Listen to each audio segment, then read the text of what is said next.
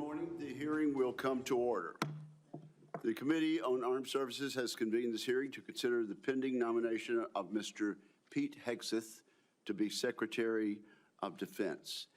And at this point, in light of the continued suffering and death in and around Los Angeles, California, I'm going to ask my colleagues and those in the audience to observe a moment of silence.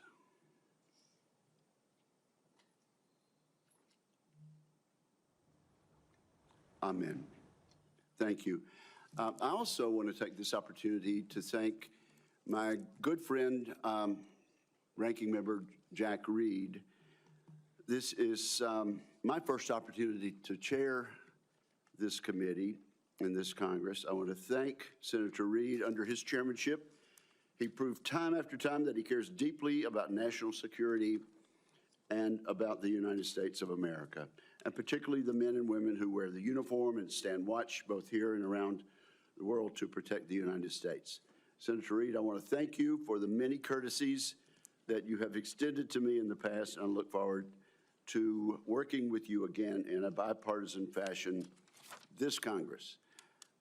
It's also appropriate to recognize and welcome 3 senators attending their very first Senate Armed Service Committee hearing as members. Senator Banks of Indiana, Senator Sheehy of Montana, and Senator Slotkin of Michigan. We are excited to have you as committee colleagues and look forward to many important contributions from each of you. And Senator Slotkin, as I look down at the end of the dais there, it seems that only a week or 2 ago I was sitting in that very chair being recognized by the chairman of the committee, the distinguished senator from Michigan. So time flies. Now, let me say this. We had a very appropriate expression of approval by the members of the, members of the audience as our nominee and his family walked in. The distinguished ranking member and I sincerely hope that that is the last signal of approval or disapproval in today's hearing. People of the public are here. They're welcome to observe today's hearing, and Senator Reed and I agree, though, that no disruptions will be allowed. Audience members may not verbally or physically distract from the hearing, to include shouting, standing, or raising signage or gestures that block the view of the audience. And we're very serious about this, aren't we, Mr. Reed? And absolutely, sir. Those who do so will be immediately escorted from the room. Again, welcome to the witnesses, to his friends, and to interested members of the public. If confirmed, Mr. Pete Hegseth would assume the role in a moment of consequence. The United States faces the most dangerous security environment since World War II. We're witnessing the explosive growth and reach of China's hard power. We're also observing the emergence of an axis of aggressors. That coalition is characterized by broadening and deepening military cooperation among the dictatorships ruling China, Russia, Iran, and North Korea. Terrorism remains a threat as Israel wages war against Hamas and Hezbollah, and as the Assad regime collapses in Syria. America has entered a window of maximum danger, and the department needs energetic and focused civilian leadership. Those values begin at the top with the Secretary of Defense. Many of my distinguished colleagues have served in a significant tenure on this committee. and our meetings are fairly long. We should reflect over previous secretaries of defense and their hearings and ask ourselves a simple question. Has the civilian leadership of the Pentagon under the administration of both parties proven up to the challenge? Often the answer has been no. The civilian leadership has not built the Department of Defense to meet the moment. And this is our moment to correct that. A few examples illustrate how leaders in the past have fallen short. Most of the department's signature programs run years behind schedule and billions of dollars over cost. Vital initiatives have suffered, such as the F-35, the new Sentinel ICBM, and the Navy's shipbuilding program, including the Constellation-class frigate. The Department of Defense desperately needs civilian leaders who listen to the advice of combatant commanders, many of whom would benefit from innovative systems.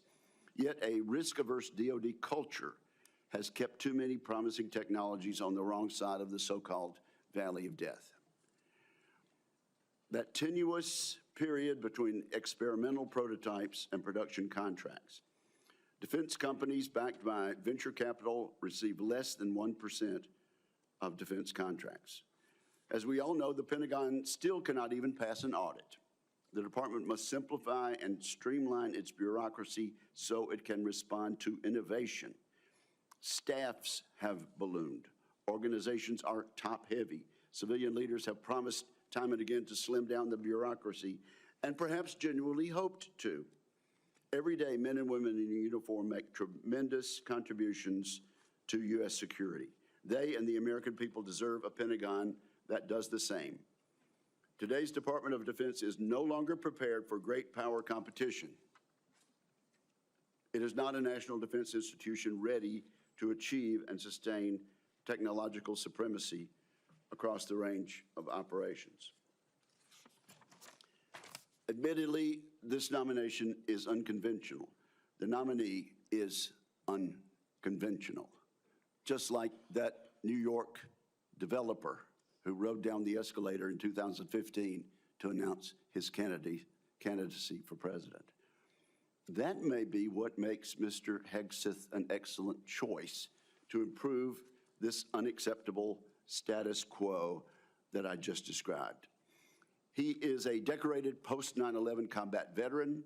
He will inject a new warrior ethos into the Pentagon, a spirit that can cascade from the top down.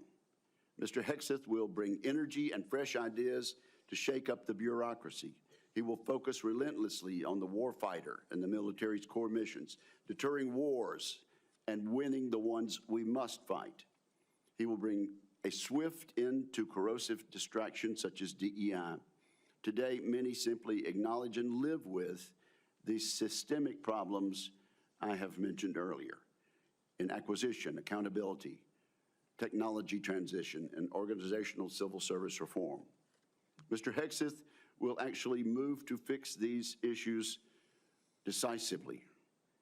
In short, I'm confident that Mr. Hegseth, supported by a team of experienced top officials, will get the job done. The Secretary of Defense is an incredibly important position, but the Secretary's span of control is limited. The Pentagon is vast, with 3 million plus personnel, uniformed civilian and contractor. A successful secretary understands that steering the ship means focusing his attention on strategic level priorities. The secretary must be supported with exceptional subordinates who will run the day-to-day affairs of the Office of the Secretary of Defense, the military services, and the other DoD components. I'm also confident that as an infantryman, Mr. Hegseth understands the military principle of commander's intent. Communicate the clear objective, empower subordinates to use initiative and judgment, and hold everybody accountable. We must not underestimate the importance of having a top-shelf communicator as Secretary of Defense. Other than the President, no official plays a larger role in telling the men and women in uniform, the Congress, and the public about the threats we face and the need for a peace through strength defense policy. I have no doubt Mr. Hegseth will excel in a skill in which many of his predecessors have fallen short. Much has been made of both Mr. Hegseth's personal life and some of his policy pronouncements. Regarding his personal conduct, Mr. Hegseth has admitted to falling short, as we all do from time to time. It is noteworthy that the vast majority of the accusations leveled at Mr. Hegseth have come from anonymous sources. Contrast these anonymous accusations with the many public letters of support and commendation. We have seen letters from people who served with Mr. Hegseth. These individuals have worked with him professionally. They really know him and his character. These patriotic Americans have been willing to put their names and reputations on the line to support Mr. Hegseth. I look forward to sharing these testimonials with the American people. Let me mention one right now. It comes from David Bellavia, who earned the Medal of Honor for heroic actions in combat in Fallujah, Iraq. David Bellavia writes the following: Pete is fearless, unflappable, and confronts conflicts head-on. He's a leader to the core. When Pete is confirmed as the next Secretary of Defense of the United States of America, this country will finally know the privilege of having a true ambassador able to speak on behalf of this generation and its two-decade global war on terror. Washington doesn't build men like Pete. Combat builds men like Pete. As I said, there are more letters expressing the same endorsement. Today, we'll hear from the nominee directly. I want to thank Mr. Hegseth as well as his loved ones for being here today. I look forward to discussing his nomination. I look forward to hearing from Mr. Hegseth about the ways he hopes to rebuild the American strength that secures the peace. And so now I turn to my friend and colleague, Ranking Member Reed, for his opening remarks. Well, thank you very much, Mr. Chairman. I'd like to first congratulate you on your chairmanship.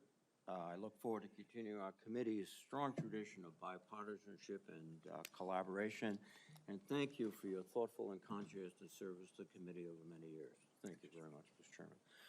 I'd also like to take a moment to join Chairman Wicker in welcoming our new members, Senator Slotkin, Senator Banks, and Senator Sheehy. Welcome. We look forward to working with you.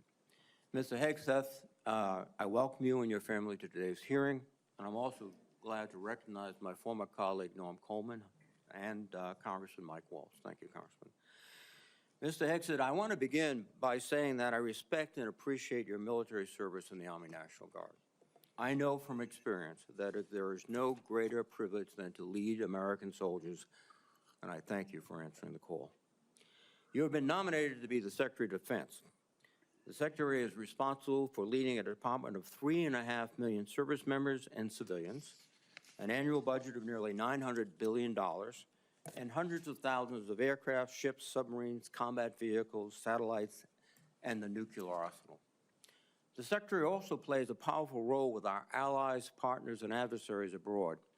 And as we speak, China is seeking to undermine our interests, intimidate our friends, and challenge our standing in the world. Russia's campaign against Ukraine threatens not only Europe, but the entire global order. Ongoing violence in the Middle East has teetered on the edge of all-out war, and the ideologies and actions of violent extremists endanger our citizens, even on our own soil, as the recent tragedy in New Orleans painfully reminds us. These are perilous times, and the position of Secretary of Defense demands a leader of unparalleled experience, wisdom, and above all else, character. The Secretary is expected to be a fair, nonpartisan, and responsible leader, as well as a trustworthy advocate for the men and women that he leads. Mr. Hegseth, I do not believe that you are qualified to meet the overwhelming demands of this job. We must acknowledge the concerning public reports against you. A variety of sources, including your own writings, implicate you with disregarding the laws of war, financial mismanagement, racist and sexist remarks about men and women in uniform, alcohol abuse, sexual assault, sexual harassment, and other troubling issues. I have reviewed many of these allegations and find them extremely alarming. Indeed, the totality of your own writings and alleged conduct would disqualify any service member from holding any leadership position in the military, much less being confirmed as the Secretary of Defense.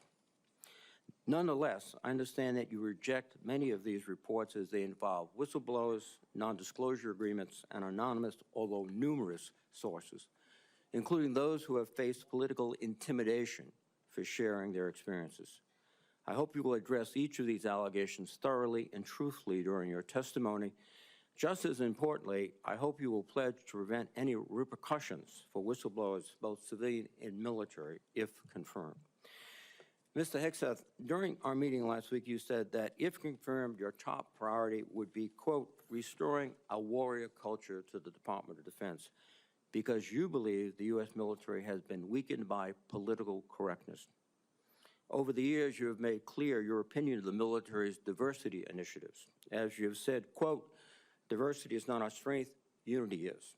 And on a recent podcast, you said, quote, I'm straight up just saying we should not have women in combat roles. When I joined the Army as a young officer in the 1970s, the U.S. military was rife with racial tension. Women were prohibited from serving in most roles. Gay service members were banned, and we relied on a national draft to fill our ranks. The soldiers I served with were proud to do so, but it was certainly not the nation's most capable military by any standard. We have made great progress since then. Today, the Department of Defense is fully integrated. Every race and religion is accepted. Women serve in all combat roles and leadership positions. Sexual orientation is irrelevant to service, and the all-volunteer force visibly reflects the nation it protects. Our military is more diverse than it has ever been, but more importantly, it is more lethal than it has ever been. This is not a coincidence.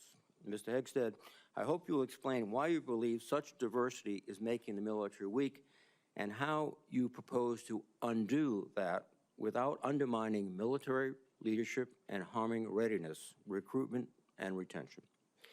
Mr. Hegseth, another reason I'm deeply concerned about your nomination is your disregard for the law of armed conflict and your support for service members who have been convicted of war crimes. You have championed the pardoning of military members who were turned in by their fellow soldiers and SEALs. And let me emphasize that. They weren't discovered by reporters. They were turned in by fellow soldiers and fellow SEALs. And also pardoning of military contractors convicted of killing 14 Iraqi citizens without cause. You have also advocated for the restitution of interrogation methods like waterboarding that have been defined as torture, and you have belittled the advice and counsel of the Judge Advocates General while on deployment. In your book, The War on Warriors, you write, quote, should we follow the Geneva Convention? If our warriors are forced to follow rules arbitrarily and asked to sacrifice more lives so that international tribunals feel better about themselves, aren't we just better off in winning our wars according to our own rules? Mr. Hegseth, I would ask that you explain how you, if confirmed, would maintain good order and discipline within our forces and the support of our allies and partners by rejecting international law and the law of war. I'm also concerned about your abilities as a competent manager of organizations far less complex than the Department of Defense. From 2008 to 2010, you led the organization Veterans for Freedom, which had an annual budget of less than $10 million. In each year you were in charge, expenses far exceeded revenues until the organization teetered on bankruptcy and had to be merged with another group.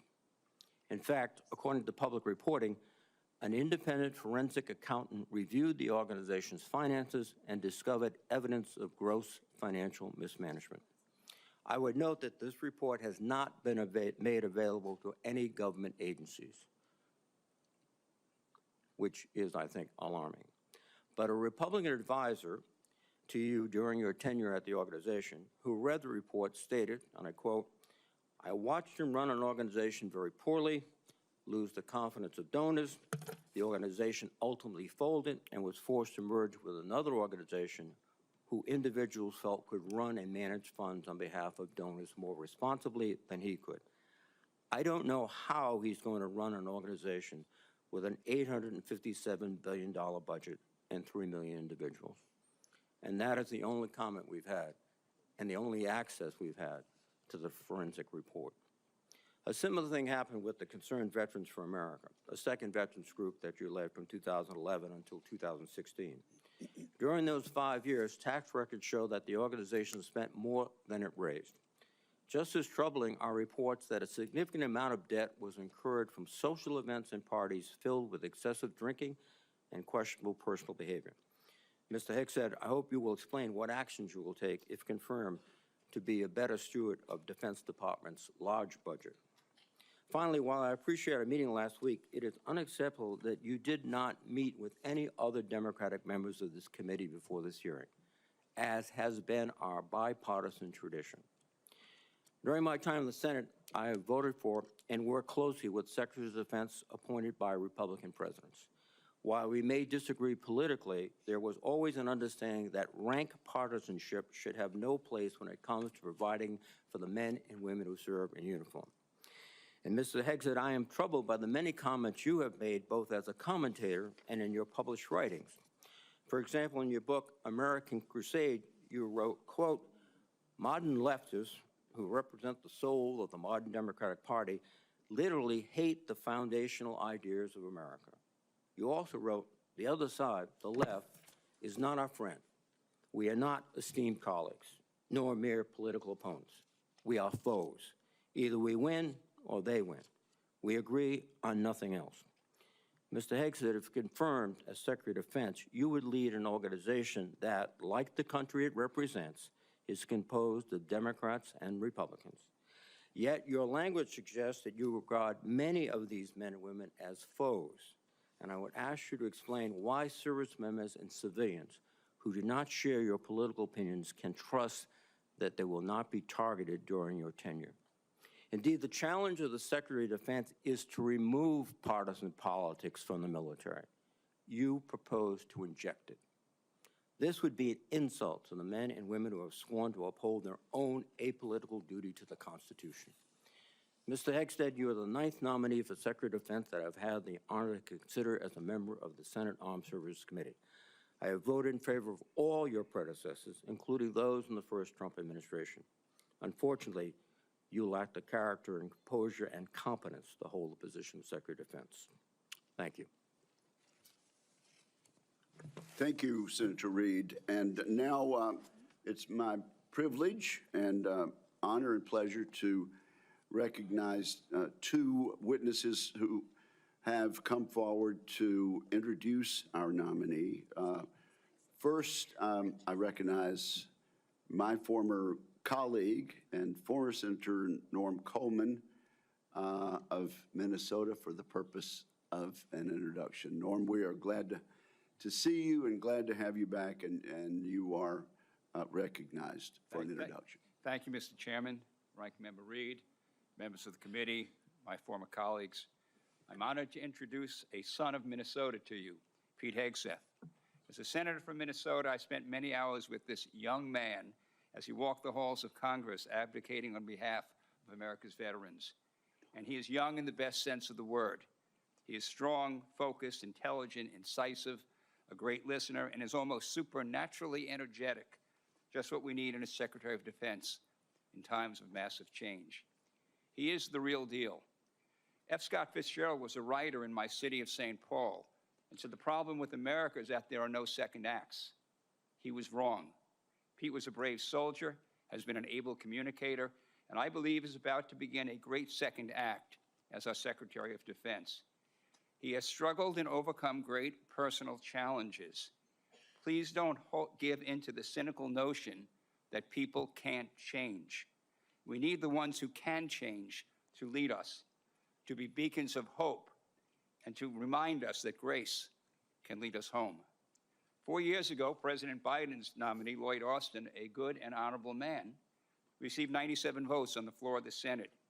And we went through the debacle of the Afghanistan withdrawal.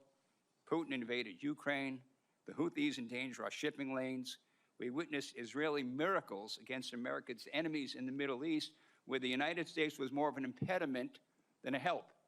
Our recruitment numbers have sunk dramatically, and our southern border has suffered a slow but dangerous invasion.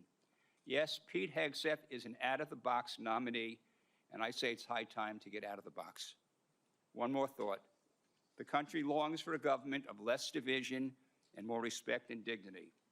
My hope is that this committee hearing provides what they are asking for. Disagree? Yes. Strongly if necessary. But then come together to support the nominee, this nominee, Pete Hegseth, of the one president we have at a time, laying aside partisan politics for the essential mission of national security upon which everything else depends. Mr. Chairman, I yield. Thank you, Norm. I do appreciate that and appreciate your presence today. I now have the honor and pleasure of introducing Congressman Waltz. I understand, Congressman, you are still a member of the House for another day or two. Another day or two. Okay, and I now recognize Congressman Waltz for whatever opening statement and introduction he might make. Well, thank you, Chairman Wicker, and Chairman has a very nice ring to it, so congratulations, Ranking Member Reed, distinguished members of this committee. It is a privilege to appear before you today and urge the members of this committee to confirm Pete Hegseth as our next Secretary of Defense. And I'm not here today just to advocate on behalf of a future colleague, but to speak on behalf of someone I consider a dear friend for over a decade now. Like Pete, I served in the U.S. Army. Like Pete, I'm a veteran. We deployed to Afghanistan and all over the world at the height of the war on terror, which is the war of our generation.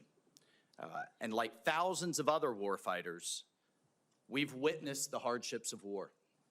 We've experienced the loss of friends in combat. We've endured too much time away from family and friends, and no one, I can promise you this, no one hates war more than those who have had to go fight it. No one does. Pete's story, though, isn't that much different from the millions of other veterans, and they know it, and they appreciate him for the experiences that he's gone through. And after our country was brutally attacked on 9/11, Pete Hegseth answered the call of duty like so many others. He put the interests of this country ahead of his own. And I can tell you firsthand, as can the heroes sitting in this audience behind me, Pete's character of country, his selflessness, his duty, these are the key tenets that have shaped him into the leader that he is today. These are the traits that President Trump recognized when making the decision to nominate Pete for this critical role. He will bring the perspective of being the first Secretary of Defense to have served as a junior officer on the front lines, not in the headquarters, on the front lines in the war on terror, and recognizes the human costs, the financial costs, and the policy drift that was discussed often in this very room that led us to decades and decades of war.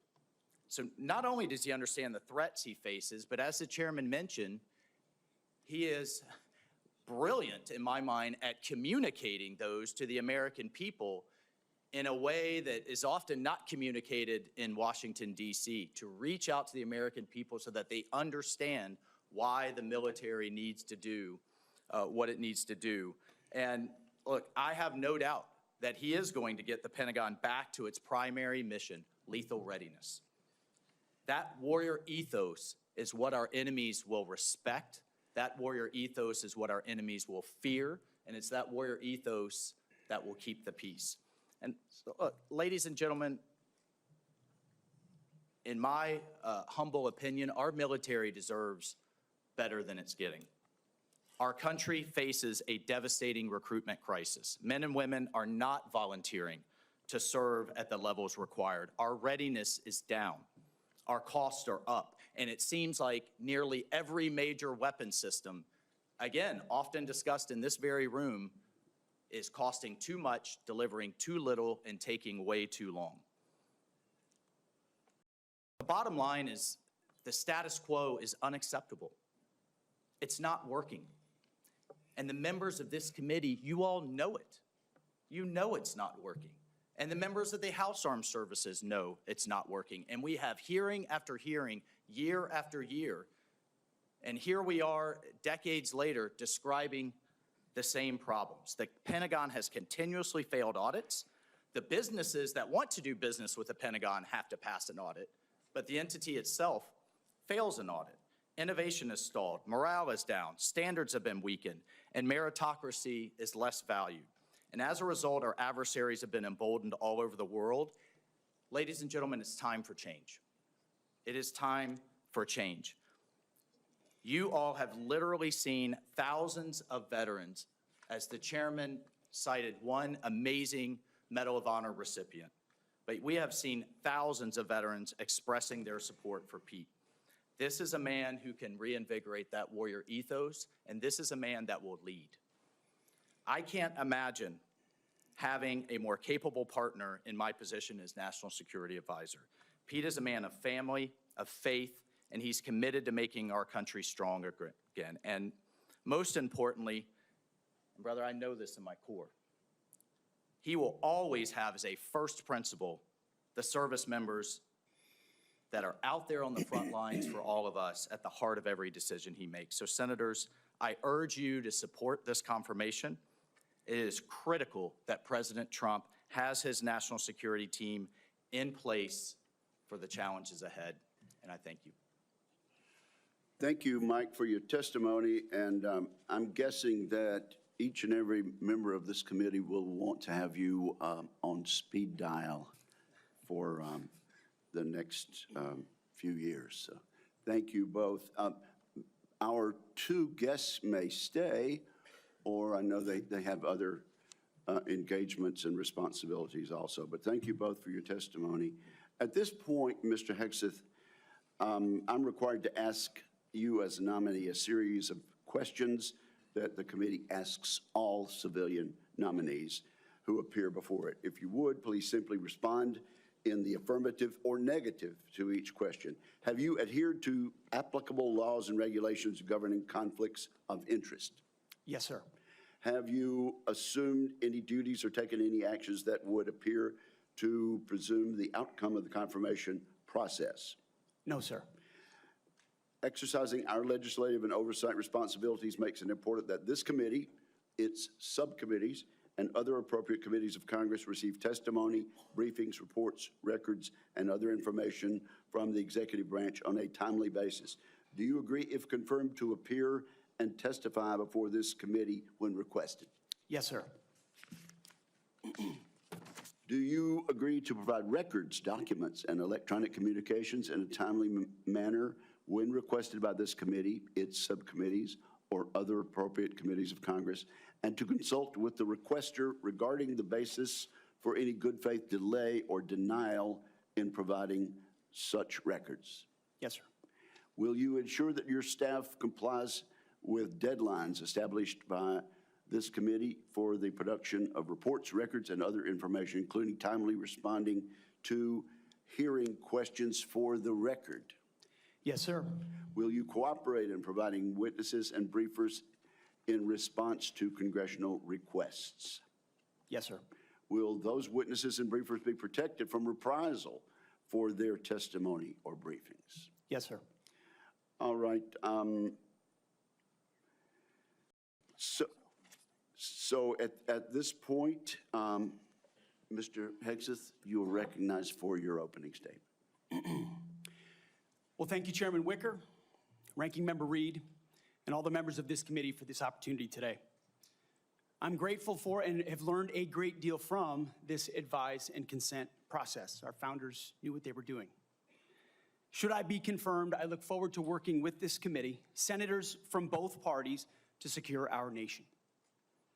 I want to thank the former senator from Minnesota, Norm Coleman, for his mentorship and friendship in this process, and the incoming National Security Advisor, Congressman, and more importantly for our purposes, Colonel Mike Waltz, for his powerful words. I'm grateful to them both. Thank you to my incredible wife, Jennifer, who has changed my life and been with me throughout this entire process. I love you, sweetheart, and I thank God for you. And as Jenny and I pray together every morning, all glory, regardless of the outcome, belongs to our Lord and Savior, Jesus Christ. His grace and mercy abounds each day.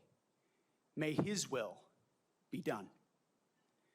Thank you to my father, Brian, and mother, Penny, as well as our entire family, including our 7 wonderful kids, Gunnar, Jackson, Peter Boone, Kensington, Luke, Rex, sorry, it's a lot of them, and Gwendolyn. Their future safety and security is in all of our hands. And to all the troops and veterans watching and here in the room, Navy SEALs, Green Berets, soldiers, pilots, sailors, Marines, Gold Stars, and more, too many friends to name. Officers, enlisted, black and white, young and old, men and women, all Americans, all warriors. This hearing is for you. Thank you for figuratively and literally having my back. You are a misogynist. Not only that, you are a Christian Zionist. And you support the war in Gaza by the Zionists. I want to thank the authorities for their swift reaction to that outburst and state that similar interruptions will be treated in like manner. Mr. Hegseth, you may continue. Well, as I'll say again, thank you for figuratively and literally having my back. I pledge to do the same for all of you. It's an honor to come before this committee today as President Donald Trump's nominee for the office of Secretary of Defense. 2 months ago, 77 million Americans gave President Trump a powerful mandate for change, to put America first, at home and abroad. I want to thank President Trump for his faith in me and his selfless leadership for our republic. The troops have no better commander-in-chief than Donald Trump. As I've said to many of you in private meetings, when President Trump chose me for this position, the primary charge he gave me was to bring the warrior culture back to the Department of Defense. He, like me, wants a Pentagon laser-focused on lethality, meritocracy, warfighting, accountability, and readiness.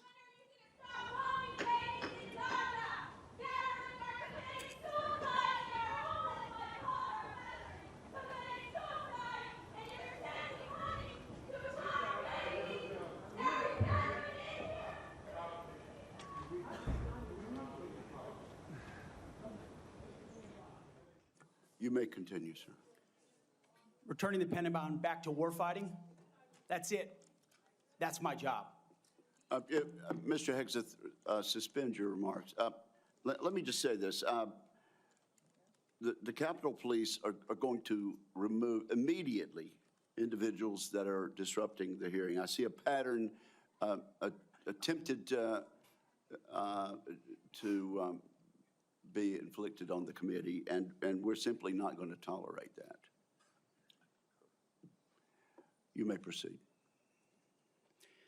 To bring back warfighting, if confirmed, I'm going to work with President Trump and this committee to, 1, restore the warrior ethos to the Pentagon and throughout our fighting force.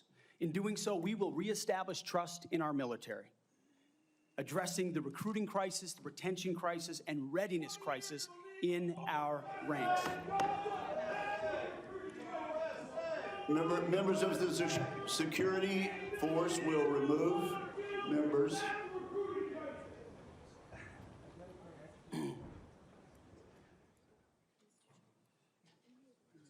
Mr. Hegseth, you may. The strength of our military is our unity and our shared purpose, not our differences. Number 2, we're going to rebuild our military, always matching threats to capabilities. This includes reviving our defense industrial base, reforming the acquisitions process, as you mentioned, Mr. Chairman, no more valley of death for new defense companies, modernizing our nuclear triad, ensuring the Pentagon can pass an audit, and rapidly fielding emerging technologies. And number 3, we're going to reestablish deterrence.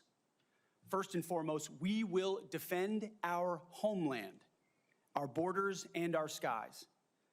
Second, we will work with our partners and allies to deter aggression in the Indo-Pacific from the Communist Chinese. And finally, we will responsibly end wars to ensure that we prioritize our resources to reorient to larger threats. We can no longer count on reputational deterrence. We need real deterrence. The Department of Defense under Donald Trump will achieve peace through strength. And in pursuing these America First national security goals, will remain patriotically apolitical and stridently constitutional. Unlike the current administration, politics should play no part in military matters. We are not Republicans, we are not Democrats, we are American warriors. Our standards will be high and they will be equal, not equitable. That's a very different word. We need to make sure every warrior is fully qualified on their assigned weapons system, every pilot's fully qualified and current on the aircraft they are flying, and every general or flag officer is selected for leadership or promotion purely based on performance, readiness, and merit. Leaders at all levels will be held accountable, and warfighting and lethality and the readiness of the troops and their families will be our only focus. This has been my focus ever since I first put on the uniform as a young Army ROTC cadet at Princeton University in 2001. I joined the military because I love my country and felt an obligation to defend it.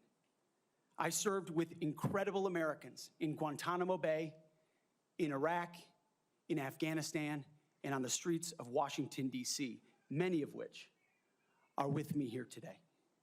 This includes enlisted soldiers I helped become American citizens, and Muslim allies I helped immigrate from Iraq and Afghanistan. Because when I took off the uniform, my mission never stopped. Now, it is true and has been acknowledged that I don't have a similar biography to defense secretaries of the last 30 years. But as President Trump also told me, we've repeatedly placed people atop the Pentagon with supposedly the right credentials, whether they are retired generals, academics, or defense contractor executives. And where has it gotten us? He believes, and I humbly agree, that it's time to give someone with dust on his boots the helm. A change agent, someone with no vested interest in certain companies or specific programs or approved narratives. My only special interest is the warfighter. Deterring wars, and if called upon, winning wars by ensuring our warriors never enter a fair fight. We let them win, and we bring them home. Like many of my generation, I've been there. I've led troops in combat. I've been on patrol for days. I've pulled a trigger downrange, heard bullets whiz by, flex-cuffed insurgents, called in close air support, led medevacs, dodged IEDs, pulled out dead bodies, and knelt before a battlefield cross. This is not academic for me. This is my life. I led then, and I will lead now. Ask anyone who's ever worked for me or with me. I know what I don't know. My success as a leader, and I very much look forward to discussing my organization's successes at Vets for Freedom and Concerned Veterans for America. I'm incredibly proud of the work that we've done. But my success as a leader has always been setting a clear vision, hiring people smarter and more capable than me, empowering them to succeed, holding everyone accountable, and driving toward clear metrics. Build the plan, work the plan, and then work harder than everyone else around you. I've sworn an oath to the Constitution before, and if confirmed, I will proudly do it again. This time, for the most important deployment of my life. I pledge to be a faithful partner to this committee, taking input and respecting oversight. We share the same goals: a ready, lethal military, the health and well-being of our troops, and a strong and secure America. Thank you for the time, and I look forward to your questions. Thank you very much, Mr. Hegseth.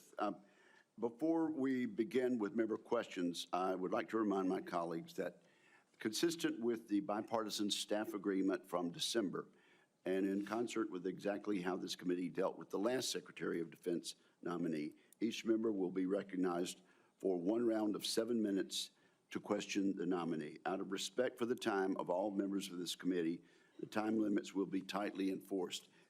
We've now been here 45 minutes, and I think we've done very well with the time. But at this point, I will begin my questioning of the nominee. Mr. Hegseth, you and your family have endured criticism of your nomination since it was announced in November. Let's get into this allegation about sexual assault, inappropriate workplace behavior, alcohol abuse, and financial mismanagement during your time as a nonprofit executive. I should note that the majority of these have come from anonymous sources in liberal media publications. But I want to give you an opportunity to respond to these allegations, sir. Mr. Chairman, thank you for that opportunity. You are correct. We undertook this responsibility with an obligation to the troops to do right by them for our warfighters. And what became very evident to us from the beginning, there was a coordinated smear campaign orchestrated in the media against us. That was clear from moment one. And what we knew is that it wasn't about me. Most of it was about President Donald Trump, who's had to endure the very same thing for much longer amounts of time. And he endured it in incredibly strong ways. So we, in some ways, knew it was coming. We didn't understand the depth of the dishonesty that would come with it. So from story after story in the media, left-wing media, we saw anonymous source after anonymous source based on second or third-hand accounts. And time again, stories would come out, and people would reach out to me and say, you know, I've spoken to this reporter about who you really are, and I was willing to go on the record. But they didn't print my quote. They didn't print any of my quotes. Or, I've worked with you for 10 years, or I was your accountant, or I was your chief operating officer, or I was your board member, or I was with you on 100 different tour stops for Concerned Veterans for America. No one called me. No one asked about your conduct on the record or off the record. Instead, a small handful of anonymous sources were allowed to drive a smear campaign, an agenda about me, because our left-wing media in America today, sadly, doesn't care about the truth. All they were out to do, Mr. Chairman, was to destroy me. And why do they want to destroy me? Because I'm a change agent and a threat to them, because Donald Trump was willing to choose me, to empower me, to bring the Defense Department back to what it really should be, which is warfighting. So I'm willing to endure these attacks. But what I will do is stand up for the truth and for my reputation. False attacks, anonymous attacks, repeated ad nauseum, printed as nauseum, as facts. We have provided to the committee, Mr. Chairman, and I know you're going to share, on-the-record statement after on-the-record statement from people who have served with me, worked with me at Fox News, Concerned Vets, Vets for Freedom, you name it, from the top of the chain to the bottom, who will say, I treat them with respect, with kindness, with dignity. That's men, that's women, that's black, that's white, that's every background. I have prided myself as a leader of respecting people, being professional. That is the balance of mine. I'm not a perfect person, as has been acknowledged. Saved by the grace of God, by Jesus and Jenny. I'm not a perfect person, but redemption is real. And God forged me in ways that I know I'm prepared for. And I'm honored by the people standing and sitting behind me, and look forward to leading this Pentagon on behalf of the warfighters. Thank you, Mr. Hegseth. And frankly, I'm sure there are millions of Americans watching who would agree that they've experienced that same sort of redemption. So I do appreciate that. I realize that it involves a little bearing of the soul, but thank you for that. Now let's talk about top-line defense spending. I have a plan. I think you've read it. I issued another plan for Freedom's Forge, which you've also had a chance to look at. And you have noted correctly that the current trend line of defense spending falling below 3% of our GDP is a threat to national security. You also said building the strongest and most powerful military in the world must be done responsibly, but it cannot be done on the cheap. You still agree with that, do you not? Yes, sir, I do. Tell us what you think about, particularly about my plan to make the Defense Department less bureaucratic, less top-heavy, cut out some of the bureaucracy and layers, make it more friendly to startups and to new ideas, contained in my 20 or so page white paper, Defending Freedom's Forge. Senator, I've had a chance to review the Forged Act, that paper. Those are precisely the kinds of ideas that need to be pursued. And I look forward to working with this committee to ensure we cut the red tape, we incentivize innovation, we rebuild the defense industrial base, cut out the bureaucracy, all the things that are preventing the platforms and the tools from getting rapidly from our great defense companies here that should, and those that want to compete, into the hands of warfighters. But past his prologue on this, sir, and I would just look at what President Trump did after the drawdowns of lead from behind under President Obama. President Trump rebuilt our military. He didn't start wars, he ended them, and he didn't allow wars to start on his watch. We've had the same kind of defense cuts under the Biden administration.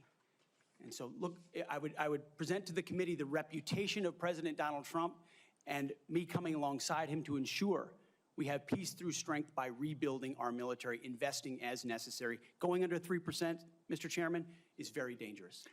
Okay, we've got 45 seconds. Tell us, in that point, get us started at least talking about deterring China and the Indo-Pacific. It starts with priorities. The 2017 National Defense Strategy was the first step in reorienting away from simply entanglement in the Middle East, which our generation knows a lot about, and reorienting the behemoth that is the Pentagon toward new priorities, specifically the Indo-Pacific. So that strategy has started and was barely followed through on under the Biden administration. So we're going to start by ensuring the institution understands that as far as threats abroad, the CCP is front and center, also obviously defending our homeland as well. Thank you very much, Senator Reid. You're recognized. Well, thank you very much, Mr. Chairman. Before I begin my questioning, I would like to make 3 requests. First, many of my members would like a second round. That has been the custom. Senator Hagel was afforded 3 rounds. Senator Ash Carter, 2 rounds. And that was done by a Republican chairman with the consent and the appropriate guidance of Democrats. I must say, too, my recollection is I've never denied anyone the opportunity to ask the second round of questions as I chaired. I would request the second round. And my time is running. I think these are administrative. Oh, yeah, you're using your time. No, if the timekeeper will pause the time. I must say, I think we're going to have adequate time for questioning, and I know Democrat members have coordinated their questions as much as we have, and we are following the same exact precedent on all things that we did with Secretary Austin. So I respectfully understand what you're saying, but I think we have an agreement. It's been known for quite some time, and I intend to stick with that agreement which we made last December. What is your second request? Second, has been publicly reported, you and I have both seen the FBI background investigation of Mr. Hegseth, and I want to say for the record, I believe the investigation was insufficient, frankly. There are still FBI obligations to talk to people. They have not had access to the forensic audit, which I referenced to, and the person who had access to was quite critical of Mr. Hegseth. And I think people on both sides have suggested that they get the report. I know your colleagues have asked for it. Senator Thune assured me personally that he thought it was an appropriate idea. So I would ask, and I would say too, as a precedent, one of President Trump's appointees had similar, very complicated personal issues. The report was made available to all the members of the committee. We would be following precedent. I ask that that be made possible. Again,